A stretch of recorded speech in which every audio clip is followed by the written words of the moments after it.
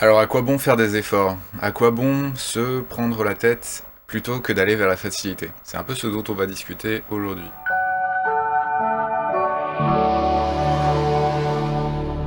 Eh bien bonjour à vous, ici Damien pour Emilio, j'espère que vous allez bien. Aujourd'hui je voulais vous parler effectivement de la difficulté. J'en ai déjà parlé dans une précédente vidéo, mais là je voulais un petit peu plus développer notamment dans le développement de certaines habitudes. Parce qu'en fait je me suis rendu compte, notamment en faisant certains exercices, que ces exercices sont pas faciles à mettre en place, c'est-à-dire c'est pas facile de s'y mettre, c'est pas facile de les faire, même pendant que je les fais, je prends pas vraiment un grand plaisir, mais une fois que je les ai faits, bah je me sens mieux. Et assez vite en fait. Mais il y a toujours cette épreuve à passer pour en récolter les bénéfices. Et pour illustrer ça, je voulais vous parler en fait de la respiration.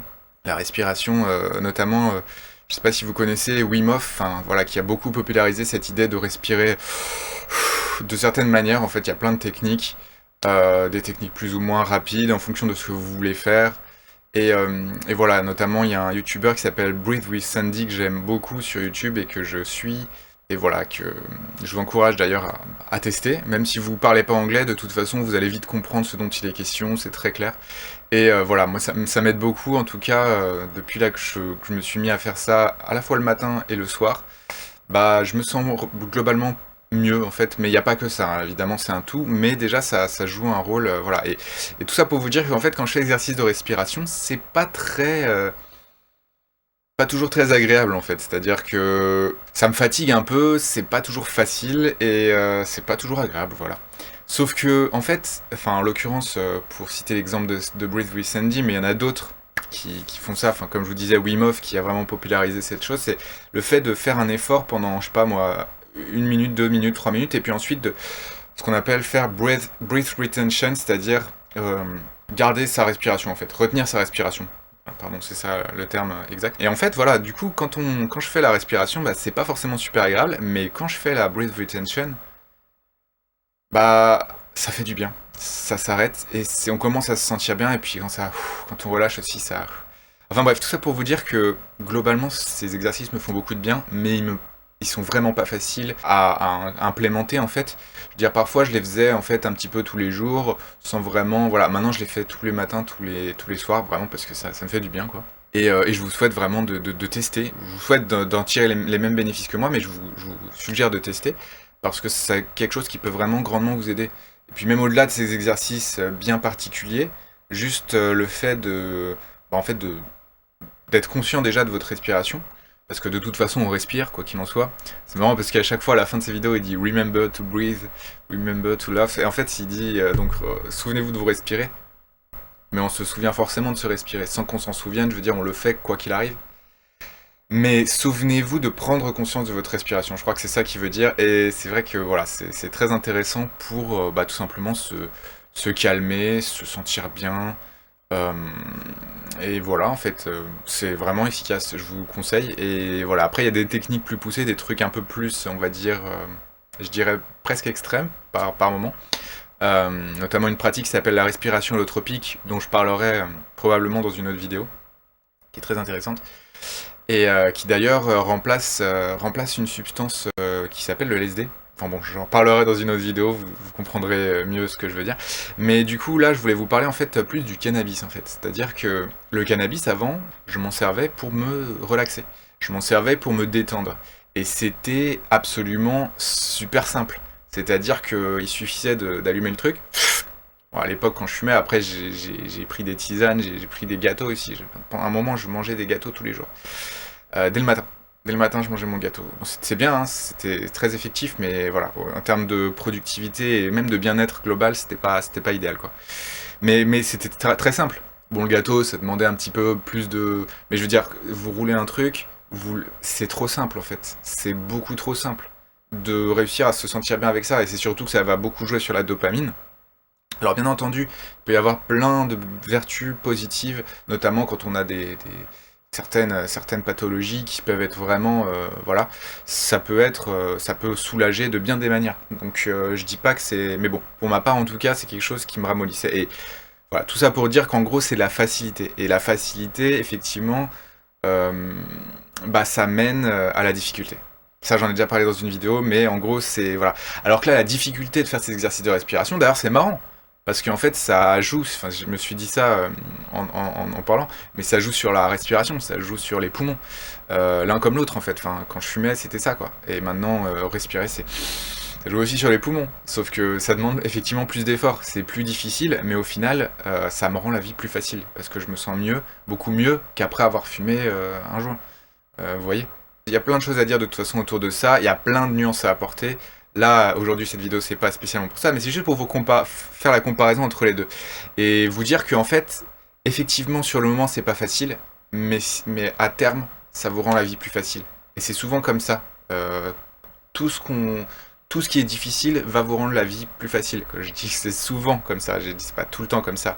Bon, là, j'ai l'air de dire que c'est tout le temps, mais c'est vrai que c'est quasiment tout le temps comme ça, parce que même quand c'est des choses qui sont pas désirables, je veux dire, la difficulté fait qu'ensuite, bah, vous appréciez d'autant plus le fait de pas y être confronté, par exemple.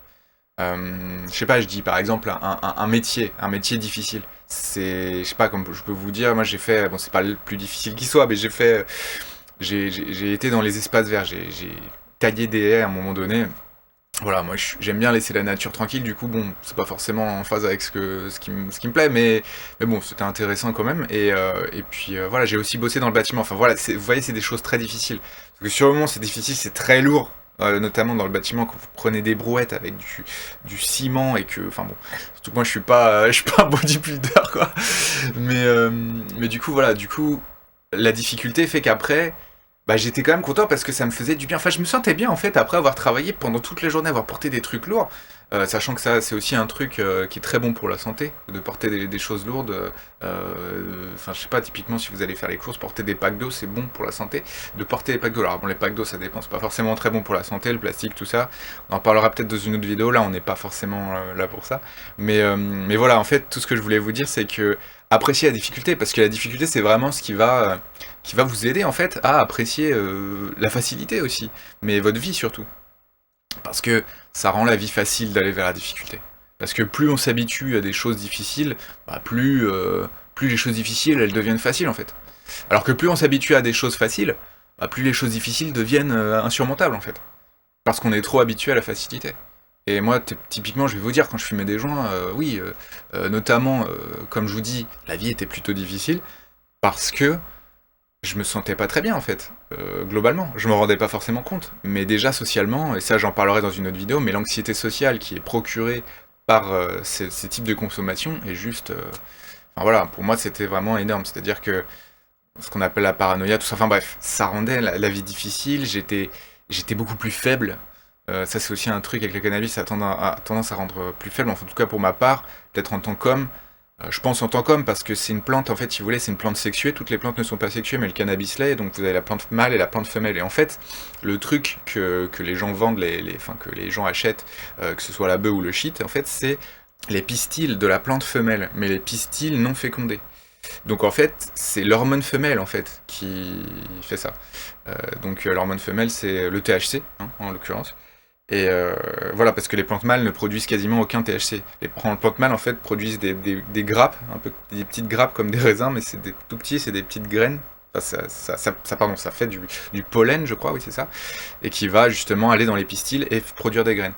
C'est pour ça qu'en fait, la bœuf, quand il y a de la graine dedans, elle n'est pas de bonne qualité parce c'est une plante femelle qui a été fécondée, et du coup, elle produit moins de THC. Je pense que c'est je sais pas, elles produisent le THC. Le THC, oui, c'est comme une hormone pour, je sais pas exactement quel rôle ça joue, je vous avoue, je me renseignerai peut-être pour une prochaine vidéo si ça peut vous intéresser. Mais bref, toujours est-il que, effectivement, je pense qu'en tant qu'homme, d'avoir des hormones femelles d'une plante, c'est peut-être ça qui fait que ça peut faire baisser, je sais pas, peut-être la testostérone ou j'en sais rien. Je ne suis pas sûr, mais bon, je place ça là au cas où. Enfin, tout ça pour dire que c'est marrant aussi, tous ces rappeurs qui se font des bonhommes et tout, et qui fument des joints, en fait, je crois que ça peut quand même bien jouer sur leur testostérone, en tout cas les affaiblir, et voilà, c'est pas du tout, ça fait pas du tout des bonhommes. La plupart des mecs qui fument régulièrement du joint, c'est pas des bonhommes. Enfin, excusez-moi de le dire comme ça, mais je veux dire, c'est en gros, ça affaiblit plus qu'autre chose. Voilà, c'est ça que je veux dire.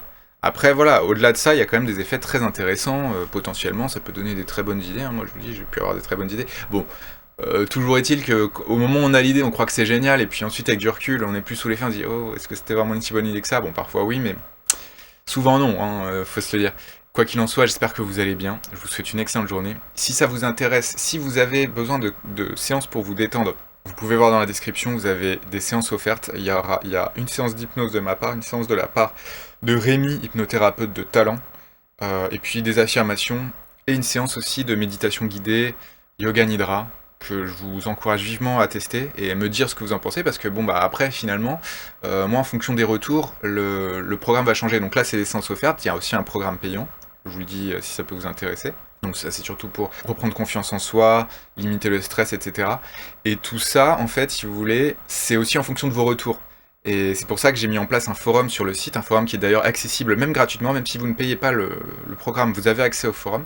Et vous pouvez en fait faire des requêtes, dire ce qui vous a plu, ce qui vous a moins plu, partager vos expériences avec d'autres membres du forum, et du coup, voilà, éventuellement échanger des bons conseils.